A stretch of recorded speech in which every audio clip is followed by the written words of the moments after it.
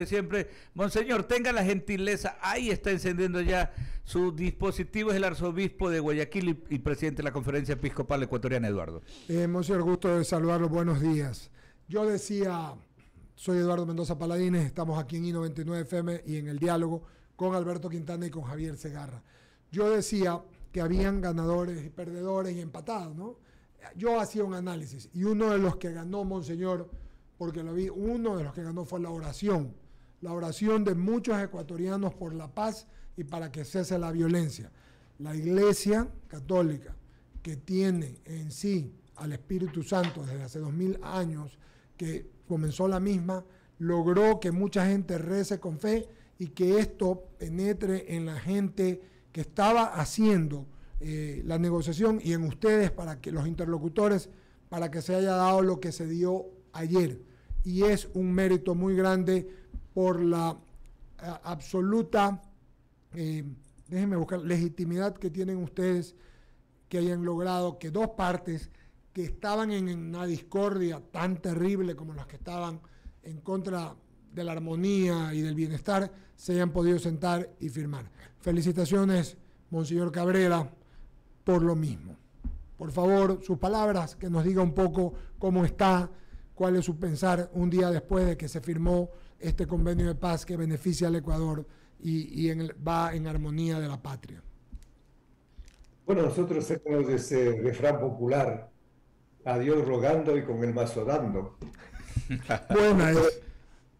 Buena. La oración, por supuesto, de tantos, de miles, de millones de ecuatorianos, y también la acción, el trabajo asimismo de incontables personas. Sí, señor. Eso hicieron posibles que este diálogo se diera y que las partes pudieran haber llegado a un acuerdo. Monseñor, ¿ustedes quedan como garantes del convenio o ya hay otras personas u organizaciones que estén, porque se supone que a 90 días se tienen que ir cumpliendo todo lo firmado y todos los acuerdos que se consiguieron en estos días y ayer se concretaron en la firma? Bueno, nuestra presencia en esta mesa, por invitación de las partes, porque ustedes recuerdan que en un diálogo parecido a este decíamos que habían anulado toda mediación y querían un diálogo directo. Entonces ya las partes después nos invitaron a que fuéramos pues parte de esta mediación, ¿no? Y así llegar a acuerdos. Entonces igualmente también se habla de los garantes. Pero claro, la garantía nuestra es más de carácter moral, no es una garantía técnica ni jurídica. Eso es importante también que lo sepa la ciudadanía. Nosotros estaremos ahí, por supuesto, recordando a las partes del compromiso que hicieron no solamente entre ellos, sino ante el pueblo ecuatoriano. Yo creo que eso es importante, la responsabilidad que asumieron en esa mesa de diálogo. Y creo que ahí también todo el pueblo ecuatoriano, voy a utilizar la expresión, tiene el derecho de exigirles que sean consecuentes con esta acta de paz que firmaron. Nosotros estaremos ahí, lógicamente, no necesariamente como obispos, como pastores, buscaremos a personas que en nombre de la Iglesia acompañen esos procesos, tanto técnicos como jurídicos, pero lógicamente sin descuidarnos nosotros de ninguna manera, porque también hemos comprometido nuestra presencia que durante estos 90 días, como se han señalado, pues las partes lleguen ya a resoluciones concretas, entre ellas sobre todo la focalización de los subsidios, que es un tema, como ustedes alguna vez les compartía, es un tema pendiente, inconcluso, que en el año 2019 se planteó algo parecido y que no se dio cauce, no se llegó a puerto seguro, por utilizar la imagen de nuestro querido Ecuador, de Guayaquil, ¿verdad? Perfectamente, y así es. Saludar a Nelson Orellana, que también saluda al panel, y a Ramiro y a todos. Javier Segarra sigue con la entrevista con el presidente de la Conferencia Episcopal y arzobispo de Guayaquil, Monseñor Cabrera. Luis Cabrera, por favor, Javier. Gracias, Eduardo. Monseñor, un gusto saludarlo a esta hora, y créame que, igual que Eduardo, lo felicitamos a usted y obviamente como presidente de la Conferencia Episcopal Ecuatoriana, porque este país realmente ya no aguantaba más. 90 días hay que hacer una valoración, una evaluación y si eso no se ha cumplido, entonces la situación podría revertirse de esta pacificación a la cual se ha llegado para buscarle salida a una serie de peticiones. Bueno, yo creo que hay que partir de los compromisos asumidos. Obviamente que con eso no se va a solucionar, no se van a solucionar todos los problemas sociales, económicos, políticos del país, pero hay que comenzar por algo, hay que dar un primer paso. No, siempre las abuelas, ustedes recuerdan, yo siempre utilizo el lenguaje, ¿verdad?, de nuestras tradiciones familiares, que las abuelas decían, a ver, cuando hay 3, 4 niños que lloran, hay que comenzar por uno a la vez, uno a la vez.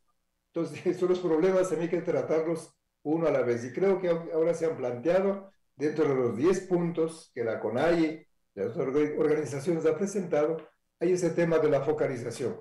Pero hay que comenzar. Lógicamente que hay otros temas, para algunos quizás más acuciantes, más urgentes, más importantes. Todo eso reconocemos, pero hay que partir por este acta de paz y tratar los temas que están establecidos ahí. ¿Cuál es la diferencia de ese planteamiento que hicieron en el 2019 con lo de ahora? ¿Es lo mismo, monseñor? Bueno, en cuanto al tema, es el mismo, porque es focalización de los subsidios de los combustibles. Y focalizar, ¿qué significa? Identificar a dónde podrían ir esos subsidios, sea los sectores agrícolas, de transporte. Esos son temas de carácter ya técnico, de análisis sociológico, entran varias disciplinas ahí, financieras, en fin. Pues ahí ya no, nosotros como iglesia no podemos participar simplemente porque no es nuestra competencia, y así hay que reconocerlo. Nuestra presencia es de carácter moral, nada más, por supuesto. ¿Fue tensa esa reunión? ¿Fue cordial esa reunión? ¿Cómo fue la parte interna? Bueno, a ver, yo creo que hay que pensar en el factor tiempo. El factor tiempo fue un condicionante muy fuerte. Me explico rápidamente. La solicitud, tanto de las organizaciones de los indígenas como del gobierno, para que nosotros seamos mediadores, se dio el miércoles por la tarde. Fíjese el tiempo.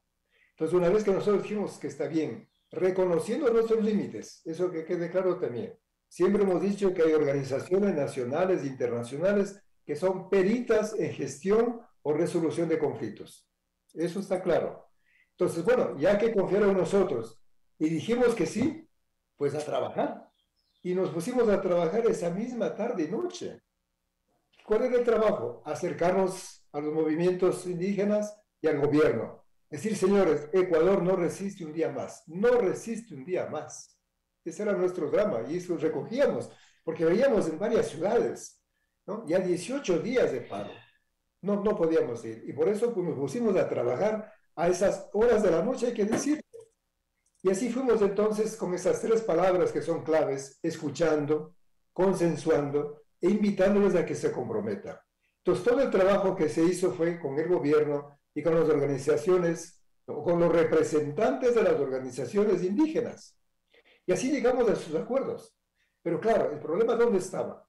Que las organizaciones indígenas, para tomar una decisión, tenían que consultar a las bases. Claro. Entonces las organizaciones nombraron una comisión política para que haga eso. Por eso que llegamos el día jueves a las 9:30 de la mañana, como se había convocado, y claro, ese momento había que pulir el texto.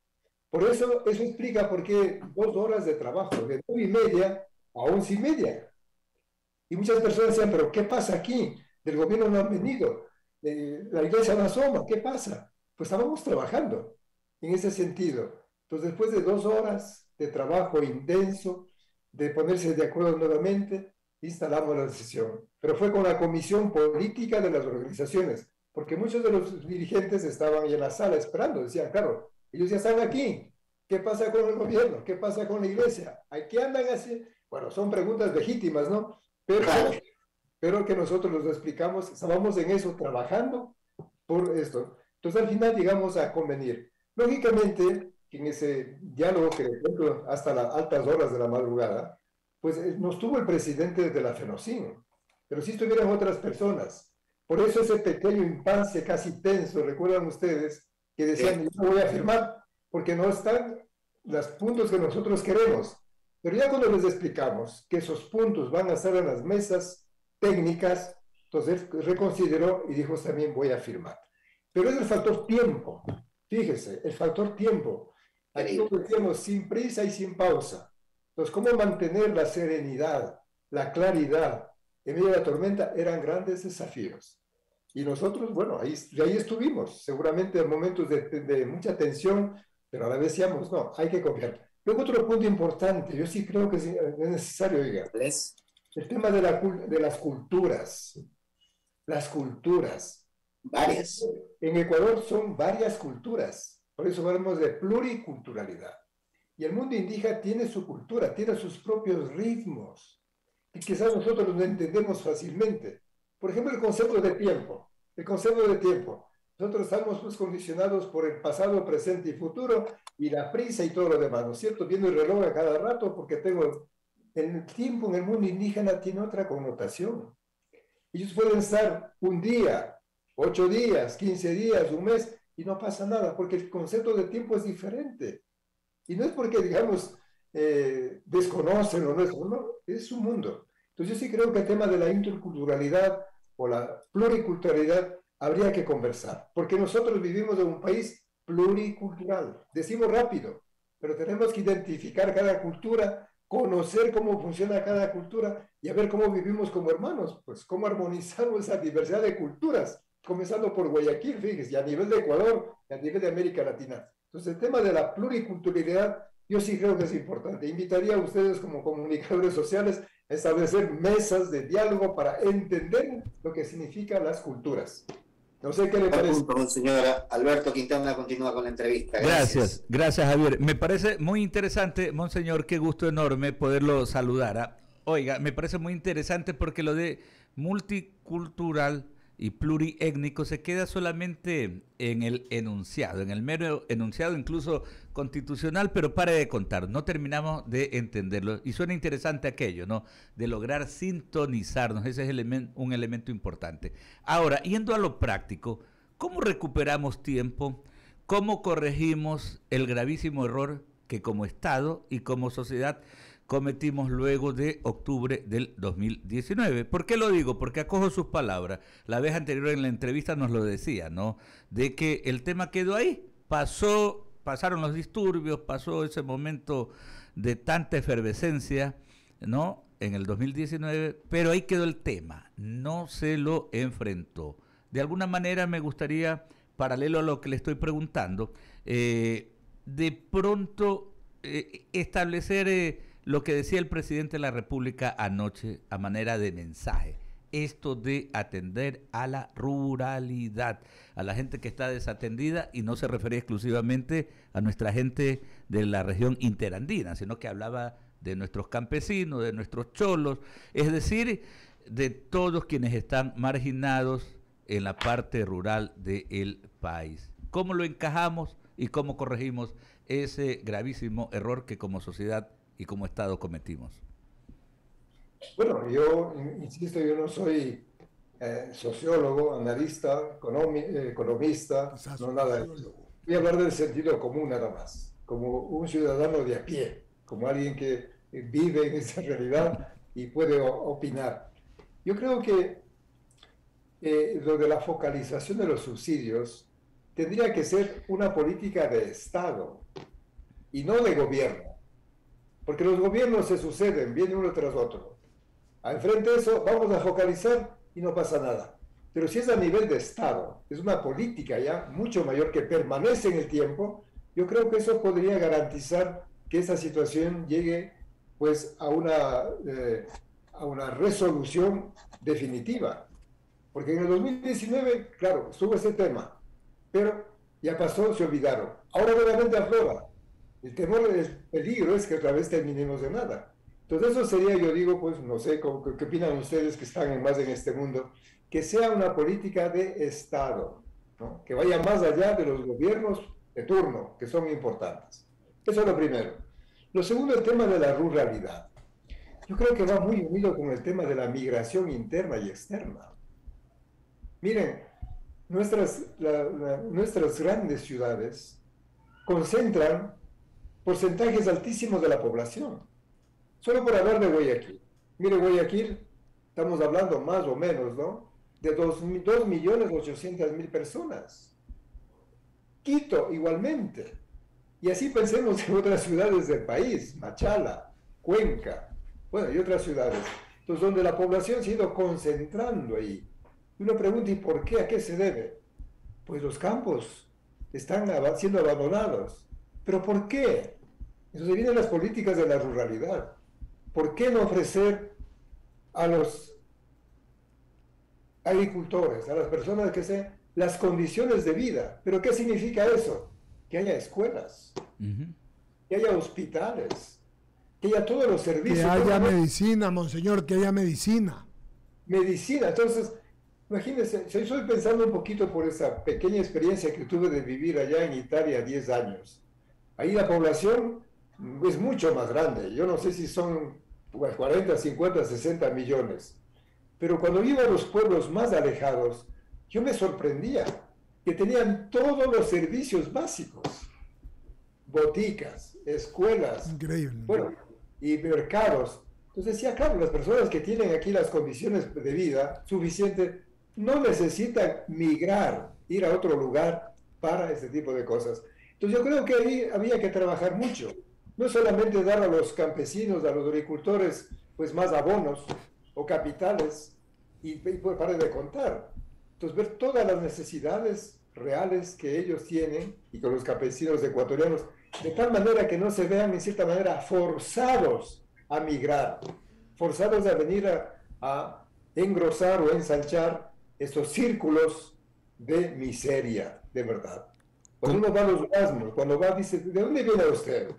Y viene, vengo de tal lugar, pero casi siempre vienen de los campos, de Esmeraldas, de Manabí, del Cañar, de la Azuay, y vienen pues buscando mejores días. Y digo, ¿y por qué el gobierno no se preocupa de esos lugares?